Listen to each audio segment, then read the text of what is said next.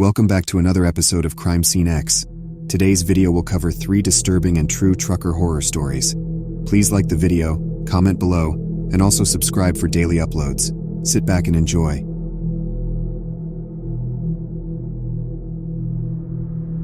It was a long stretch of highway, one I had driven countless times before. My truck hummed along the asphalt, cutting through the dark of the night.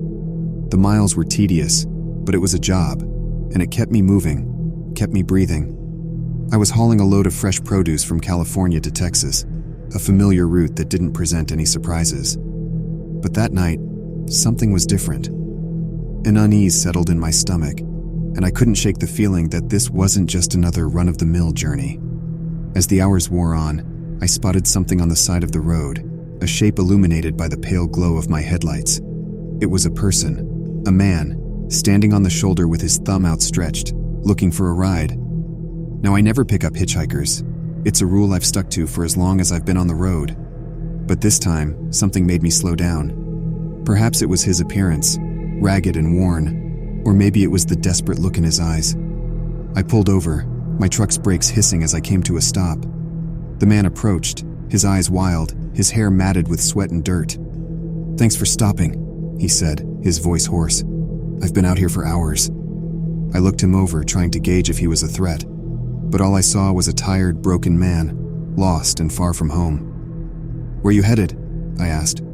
"Anywhere but here," he replied, his eyes darting around as if he was expecting someone or something to appear out of the dark. I hesitated for a moment, my instincts telling me to drive away, but something about this man, something in his voice, made me unlock the passenger door. "Get in," I said. "I can take you as far as Dallas." He climbed into the cab, his body shivering from the cold. I could smell him now, a mix of sweat and fear, and I knew that I had made a mistake, but it was too late. The wheels were in motion, and the road stretched out before us.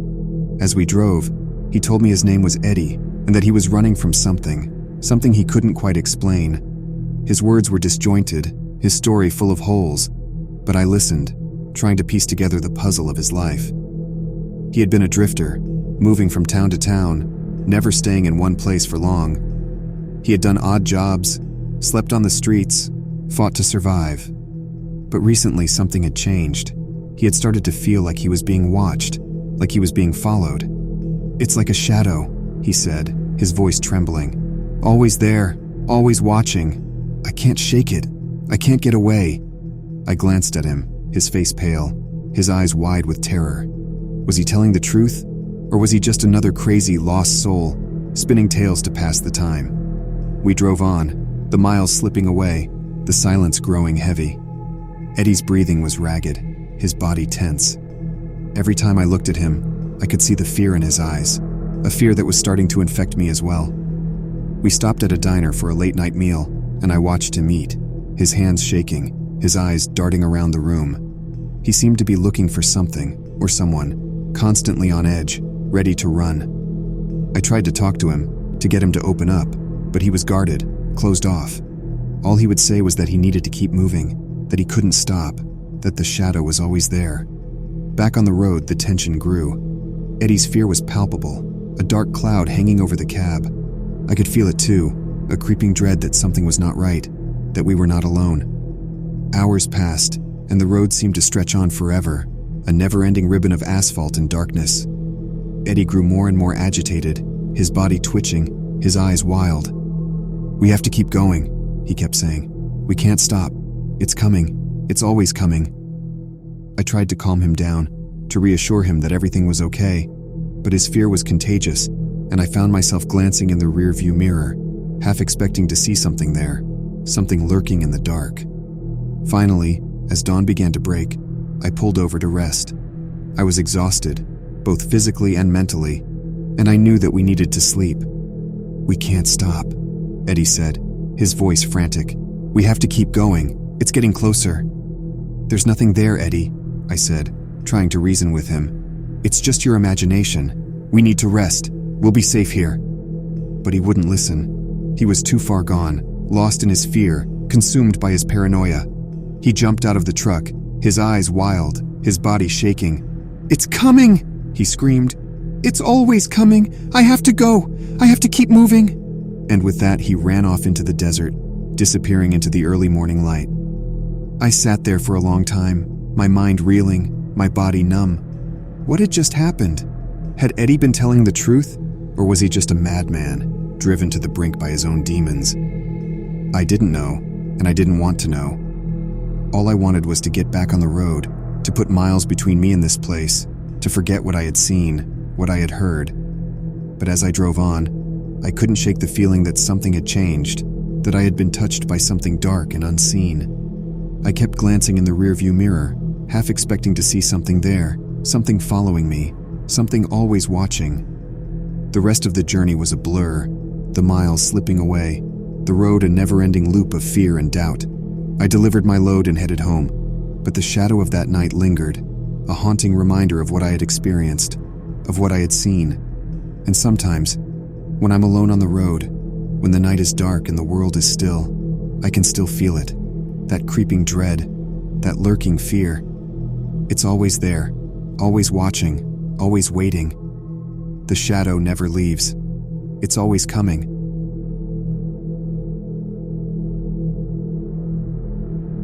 I've been a trucker for a decade now, but there's one experience that I'll never forget. I was driving along a desolate stretch of highway in West Texas, miles from the nearest town. The delivery was nothing special, just a load of furniture bound for a small retailer. It was well past midnight when I spotted something peculiar on the side of the road. A car, headlights off, doors wide open, no one in sight.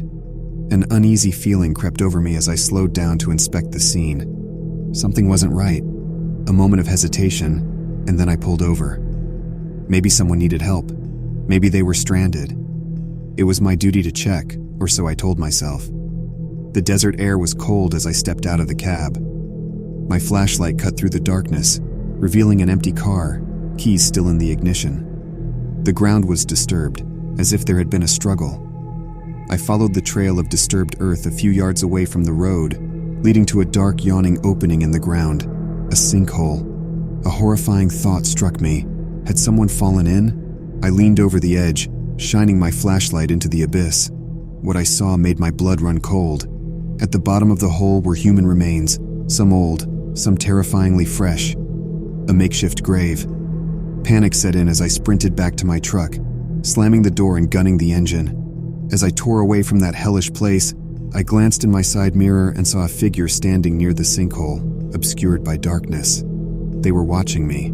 I didn't stop driving until I reached the nearest town, where I immediately reported what I'd found to the local authorities. They were skeptical at first, but something in my voice convinced them to investigate. A search party was dispatched to the location I described, and they found everything just as I'd seen it. The car, the sinkhole, the bodies.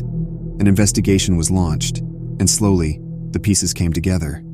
The car was traced back to a man living in a nearby town, a man with a dark past, and a long list of missing persons connected to him. He was arrested and eventually confessed to the killings, revealing that he'd been using the sinkhole as a dumping ground for his victims for years. The figure I'd seen that night was him, coming back to cover his tracks. The case sent shockwaves through the community, and I was hailed as a hero for uncovering the grisly truth. But the accolades meant little to me. I was haunted by what I'd seen, by the knowledge that I'd come so close to a monster and lived to tell the tale. Even now, years later, I can't shake the memories of that night, the sight of those bodies, the eyes of the killer watching me from the darkness. I'm grateful he was caught, that justice was served, but the scars remain, a constant reminder of the evil that can lurk just off the beaten path, hidden in the shadows, waiting for the next unsuspecting soul to stumble upon it.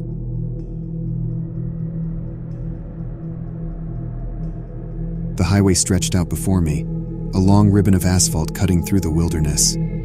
I was hauling a load of fresh produce from California to the Midwest, a route I knew well, but this time was different.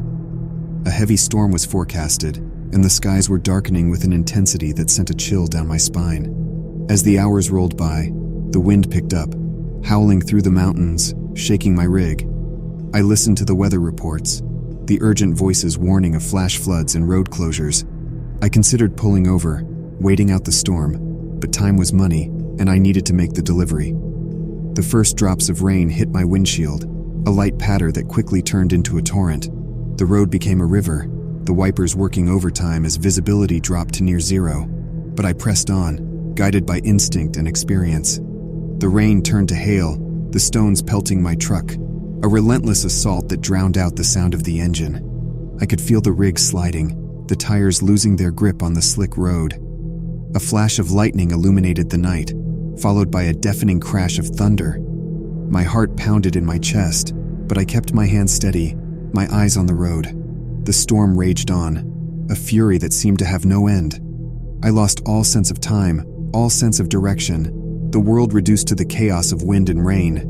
And then, through the darkness, I saw it. A bridge, washed out by the floods, a gaping chasm where the road should have been. I slammed on the brakes, the rig skidding, jackknifing, the world spinning around me. When I finally came to a stop, my breath was ragged, my body shaking. I looked back at the bridge, or what was left of it, the destruction a stark reminder of nature's power. I knew I was trapped. The road behind me flooded, the bridge ahead gone. I radioed for help, my voice breaking, but the response was drowned out by static, the storm interfering with the signal.